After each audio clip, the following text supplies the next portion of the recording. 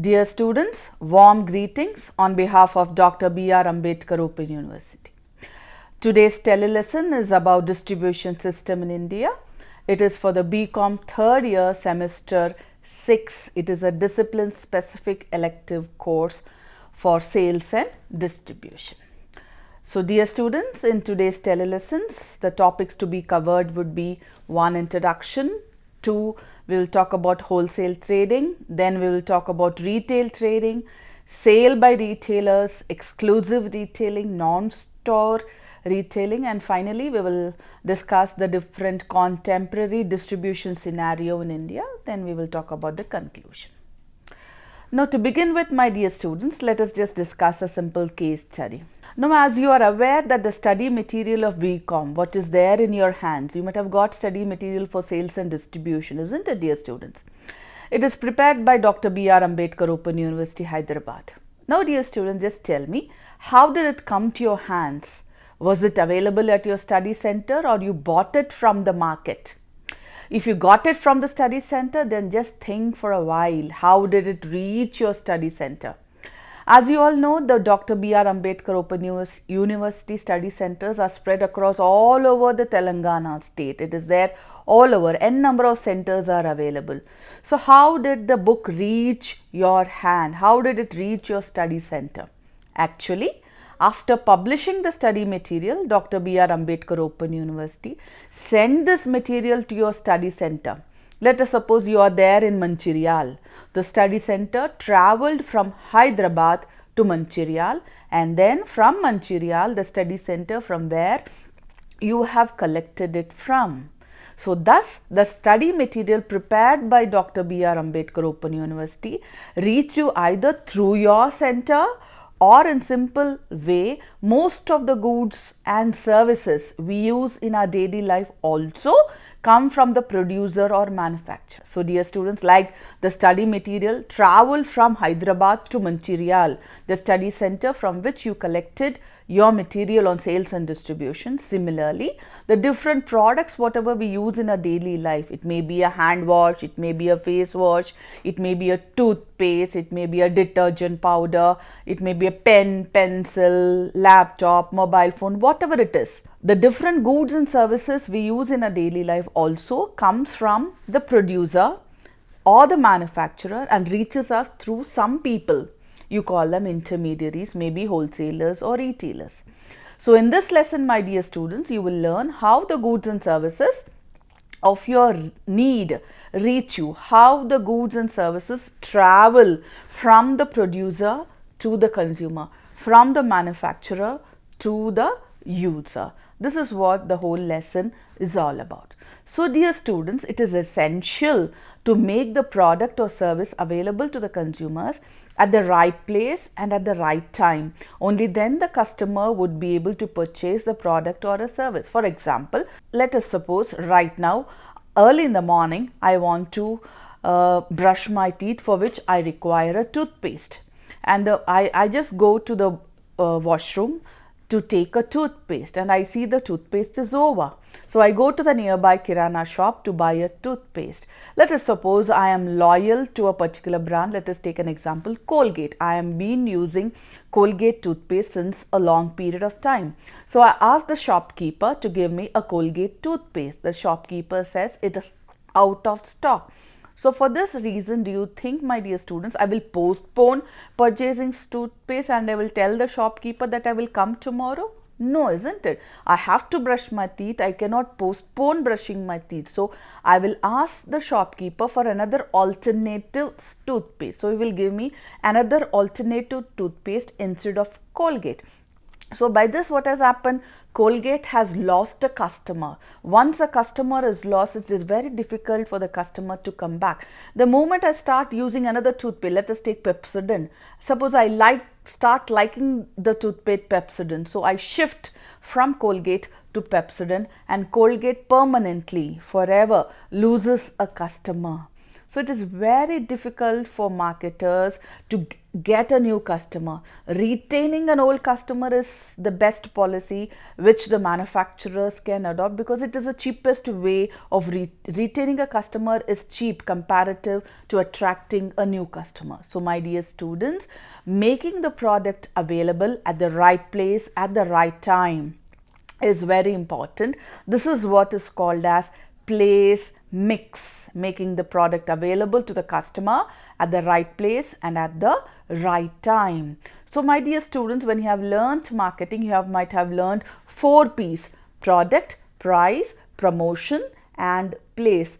This particular place is an element of marketing and is a process of transferring goods from the production to the place of consumption, from the producer to the consumer. Therefore, place mix is an important decision and is related to the physical distribution of the goods and services to the consumers. So, the decision under place mix includes deciding the market for distribution, the channels of distribution, etc. Hence, the place mix consists of 1. Channels of distribution, 2. Physical movement of goods from the manufacturer to the consumer, that is from the producer to the consumer. Now again, my dear students, let us take another example. A farmer living in Srikakulam has a mango farm. Once the mangoes are ripened, he sells the mangoes to an agent of Siddipet.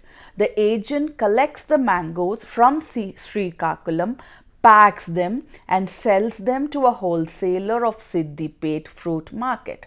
The retailer buys mangoes from the wholesaler in small quantities and sells them to the consumer. The consumer in return buys small quantities of mango, maybe 1 kg or 2 kg from the retailer. So that is how, that is finally we, the consumers, purchase mangoes from the vendors as per our requirement, kg, 2 kgs or 3 kgs. Thus, we find that while coming from the producer at Srikakulam, the product reaches the consumer by passing through several hands, maybe an agent, a wholesaler and a retailer. All these people, the wholesaler, the retailer, the agent, the distributor, all of them are called as middlemen. These middlemen are the connecting link. They connect between the producer of goods on one side and the consumers who consumes the product on the other. They perform several functions such as buying, selling, storage, transportation, warehousing, etc. These middlemen constitute the channel of distribution of goods. Thus, a channel of distribution is the route or path along which goods move from producer to the consumer. So, I hope the concept of distribution is clear by now, my dear students. So, selling is the most important function in any business. However good your product may be, it may be of the best, one of the best quality, still survival and growth of a business depends greatly on the sales performance. Even though the goods are of best quality, number 1 quality, if you are unable to sell your product to the customer, the company dies or the product fails and it leaves the market and the customers do not buy it any further. So, distribution channel plays a critical function in success of sales strategy. It's extremely important for any entrepreneur or the management of the company to understand how distribution channel work and more importantly, how to build a distribution channel at low cost and within short time frame. If you see, there is huge amount of competition available in the market. You for one product, you name a product. Let us take an example of a pen, pencil, hand wash, face wash. Name any product, there are n number of alternatives available in the market. So, you as a marketer should give the product to the consumer at the lowest cost within a very short period of time. Otherwise, you lose the customer, you lose the market. Since channels of distribution indicate routes through which goods and services flow or move from producer to the consumer at the lowest cost and at the shortest time. So very simply put, distribution channel is the path that a product or a service navigates to reach its consumers, starting from its inception, that is the manufacturer or the producer, from where it has been manufactured, to the service provider's doorstep, that is the consumer. So this is what is a distribution channel, from the manufacturer to the consumer. It could be direct channel, where consumers buy directly from producers. Like for example, you place an order online through Amazon, Flipkart, any online channel. You place an order, click of the mouse, the product gets delivered at your doorstep within 1, 2 or 3 days, whatever it is.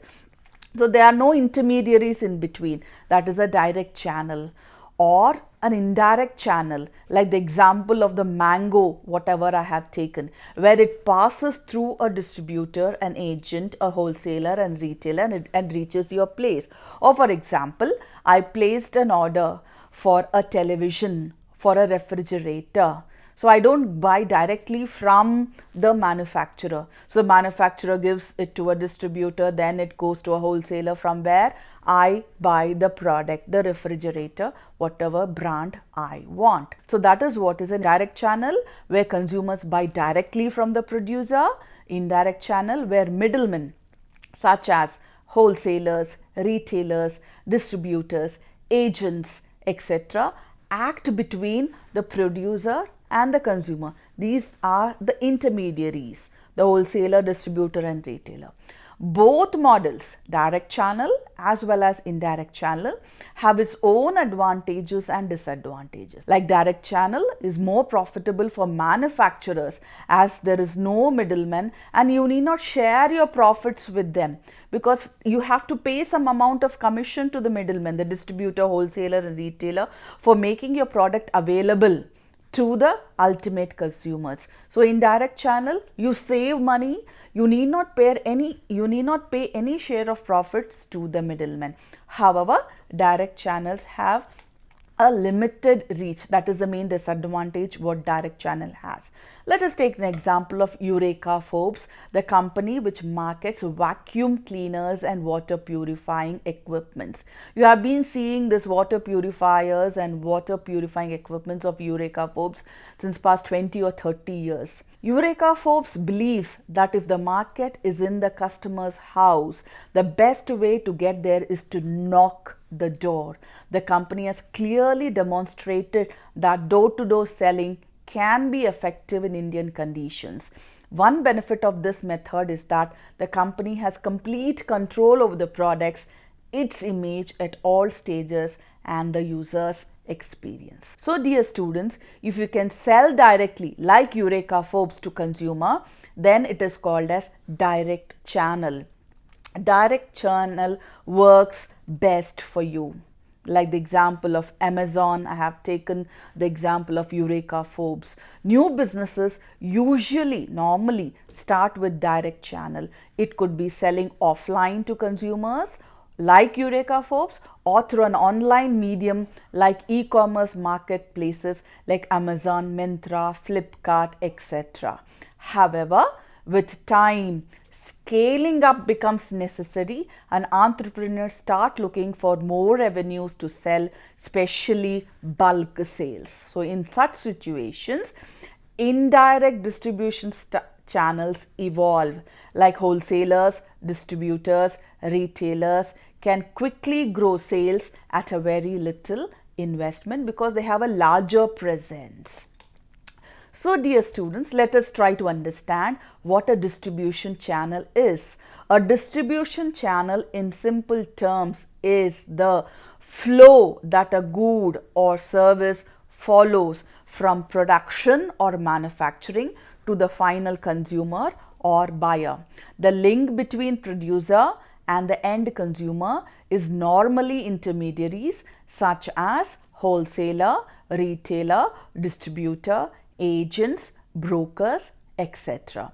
The intermediaries can be natural persons like you and me, or it can be a business or a company, anything. Now, dear students, let us try to understand what is wholesaling. A manufacturer usually does not sell his goods directly to the consumer. Let us suppose I want to buy a refrigerator. I don't go to the manufacturer, I don't go to the company directly to buy a refrigerator. So normally a manufacturer, as I said, usually does not sell his goods directly to the consumer. He makes use of the different channels of distribution, normally a distributor, wholesaler or retailer, in order for the product to reach from the place of manufacture to the place of the consumer. So in simple terms, my dear students, wholesaling is the distribution process of wholesaler getting large quantities of goods either from the manufacturer or the agent and selling them in smaller quantities to the retailers or other professional businesses. So in simple terms, dear students, wholesaling is a transaction of large quantities of goods between a wholesaler and the retailer or professional businesses where the good is bought for the resale purposes. It is only for the resale purposes. So wholesaling is a business, dear students, of buying goods in bulk at a discount from the manufacturer or other distribution channel member and selling them to the retailer for a higher price. So wholesalers are often referred to as middlemen because they are the entity that links between the producer to the retailer. Unlike retailer, dear students, wholesalers generally do not interact with customers or have any physical location for them to visit. Wholesalers engage in a variety of business practices including buying, storing, selling and marketing. So dear students, now let us try to understand the definition of wholesaler. The American Marketing Association has defined the wholesaler as a business unit which buys and resells the merchandise to the retailers and the merchants or to the industrial, institutional and commercial users, but does not sell insignificant amounts to the ultimate consumers. That is, wholesalers do not sell to the ultimate consumers a smaller amount. Another definition of wholesaler, my dear students, is the wholesaler is one who buys goods on a large scale with the objective of selling them at a profit in smaller quantities. He buys from the producer or manufacturer and sells to the retailer and is therefore the connecting link between the two, that is the manufacturer and the consumer. So these are the definitions of wholesalers, dear students. Now let us try to understand the characteristics of wholesalers. Wholesalers buys goods directly from producer or manufacturer. 2. They buy goods in large quantities and sell in relatively smaller quantities. 3. They sell different varieties of a product line or a product. For example, a wholesaler who deals with fruits is expected to keep all varieties of seasonal fruits. Next, wholesalers may employ a number of agents or workers for distribution of products. Next, they invest in the products of companies and need large amount of capital. Wholesalers also provide credit facilities to retailers, dear students. Finally, wholesalers provide financial assistance to the producers or manufacturers by buying in bulk. So these are the characteristic features of wholesalers, dear students. They buy goods directly from producers, they buy goods in large quantities, they sell different varieties, they employ a number of agents, they invest in products, they give credit facilities and financial assistance. Now dear students, let us discuss the different types of wholesalers. 1. Full line wholesaler. 2. Converter wholesaler. 3. Drop shipper wholesaler. Now let us discuss all these three. First one, full line wholesaler. Full line wholesaler is an intermediary who buys and sells goods on his own. He assembles the products on large scale, undertakes warehousing, sells the goods in smaller quantities, gives credits and provide market information to the manufacturers and retailers. Thus, he undertakes various functions for the smooth distribution of goods from the manufacturer to the consumer. Let us take a simple example of Samsung or Philips.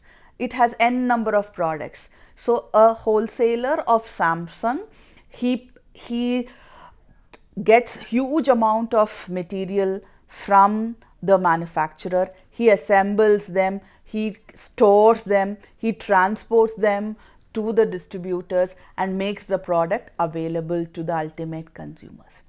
The second type of wholesalers, my dear students, are converter wholesaler. A converter wholesaler is a wholesaler who buys or assembles products and sells them to the subsequent channel member after processing them. Like, he doesn't sell as in where in condition. There is some amount of processing which goes on.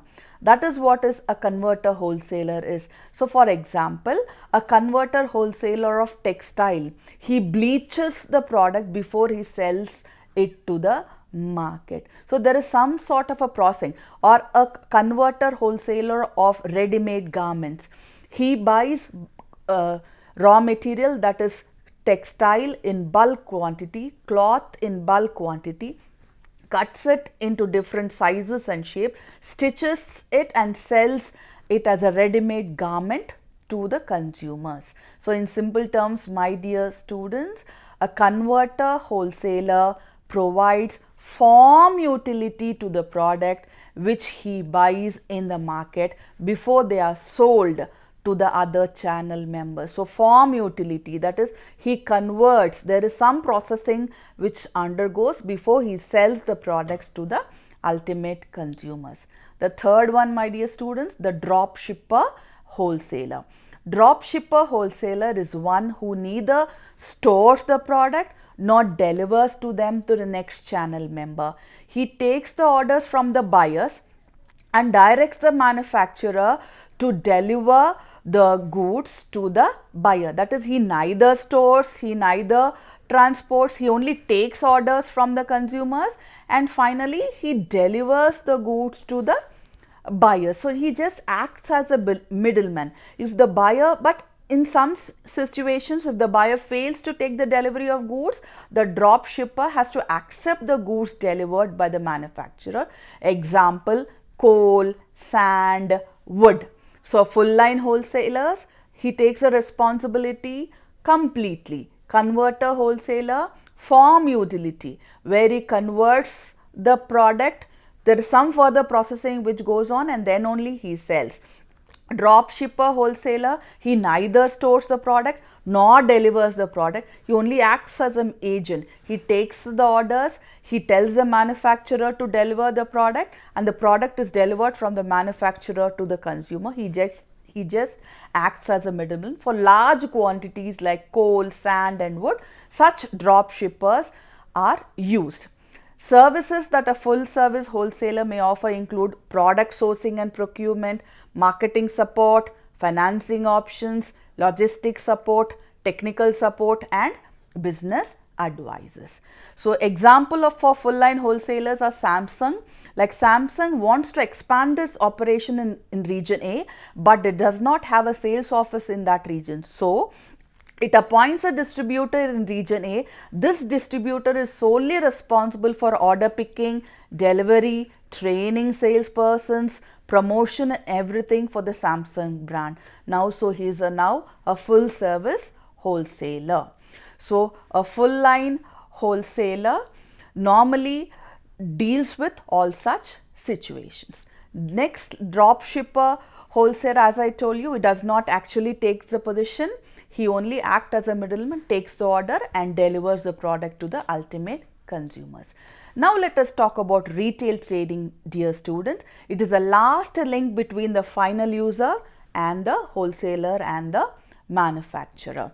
So, the distribution of finished product begins with the producer and ends at the ultimate consumer. Between the two of them, the middle is a middle person, that is the retailer. So, retailing is defined as a set of activities or steps used to sell a product or a service to a consumer for their personal or family use. It is responsible for matching individual demands of consumer with supplies to all the manufacturers. In simple terms, I want a face wash.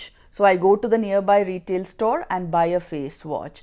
The word retail is derived from a French word retailing, meaning to cut a piece off or to break the bulk. A common perception is that retailing involves only the sale of products in stores.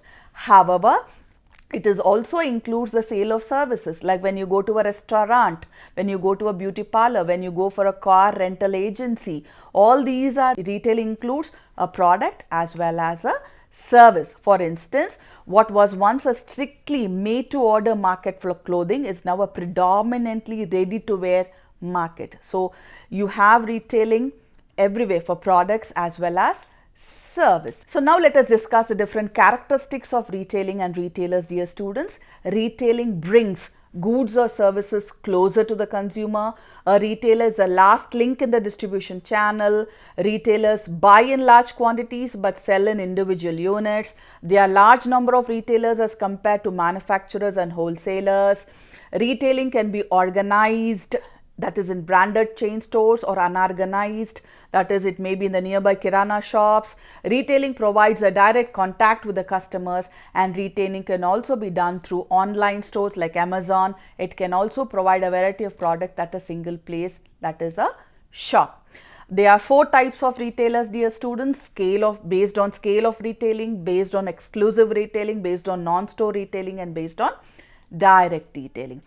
So based on scale of retailing, you can divide it into small scale and large scale. Small scale like street vendors who sell on pavements, market traders like the santas, we have the weekly market, the Sunday markets, hawkers and peddlers who sell through push carts, cheap jacks where they have a temporary shop at a railway station or a bus stand, general stores, small shops where you have 100 meters to your home, or the street shop, just you cross the road, you have a stall where you find your daily necessities. These are all small scale.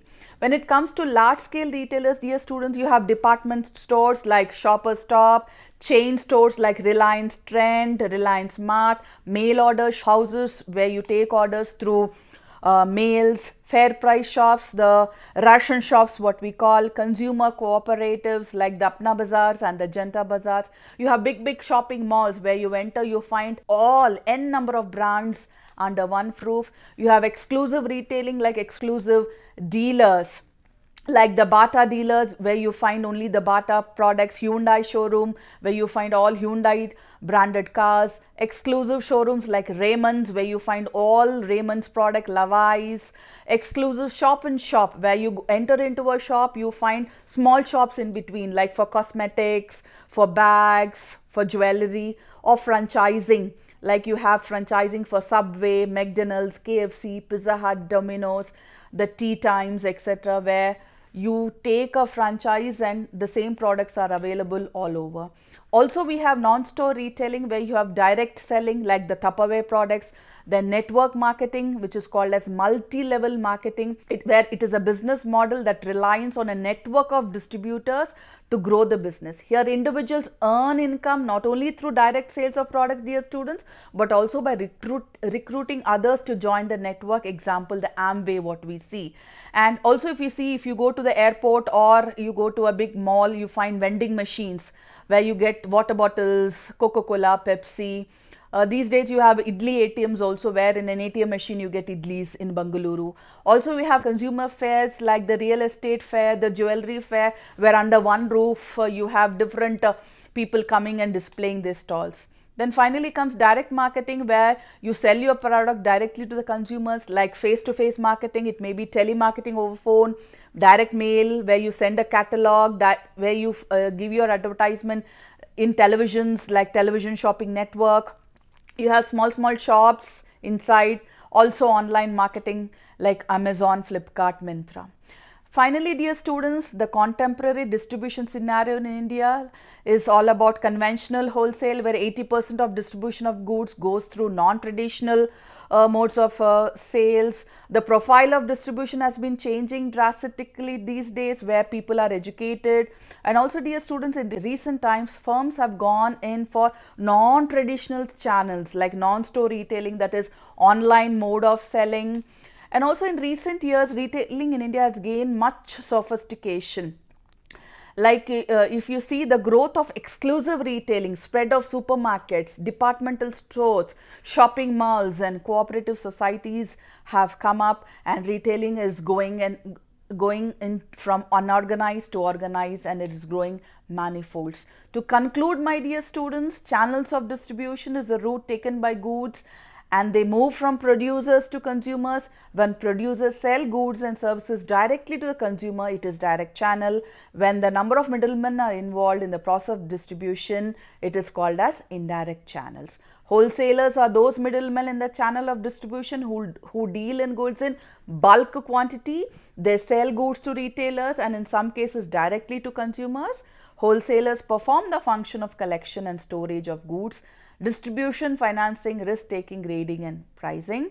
And dear students, finally, retailers are the traders who buy goods from wholesalers and sell them to the consumers in smaller quantities. They perform various functions as buying and assembling of goods, storage of goods, credit facility, personal services, risk bearing, display of goods and supply of information. So thank you for your patient listening, dear students.